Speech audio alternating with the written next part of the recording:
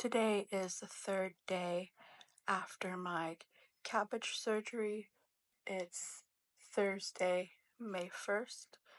I had my surgery on Monday, April 28th, 2025. So this morning at around 4 a.m., the nurses had me stand up to check my fluids from my tubes, my chest tubes, and I was cleared for removal. So they removed the last 2 tubes that were in my chest, and that one was a lot more painful than the first 2 that were removed. And I think it's because it's the one that were in my lungs, not in my lungs, but the one draining my lungs. Excuse me. When I do that, it's because some phlegm's coming up and I might have to cough. I felt immediate relief, and I was also cleared by the PTs be able to walk by myself to and from the bathroom and walk around a little bit in the hospital room. So that's all great news, and I'm just recovering. Everyone recovers differently as well, and I have my age working for me. I am only 36, so I've been on a strict cardiac diet.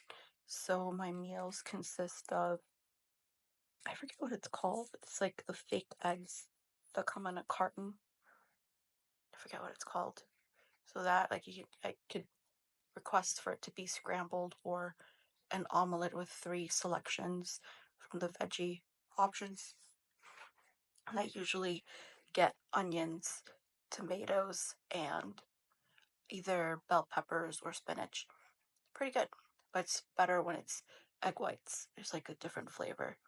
Like today I had salmon with broccoli, and I had a little bit of applesauce and sugar-free vanilla ice cream.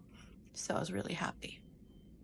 It's not as good as regular ice cream, but it was a nice little treat.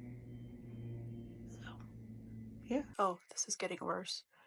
It's just bruised up, but it's all fine. And my stitch is right here. Hang along.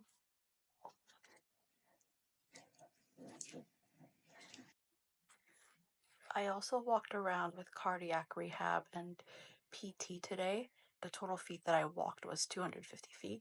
I was not as out of breath as compared to yesterday, and I attribute that to the tubes being removed completely, and I was told that's the reason why. My spirometer, I was only really able to get it up to 500 before, but now when I do it, it goes up to 750. Well, I can do it to 1000, I think.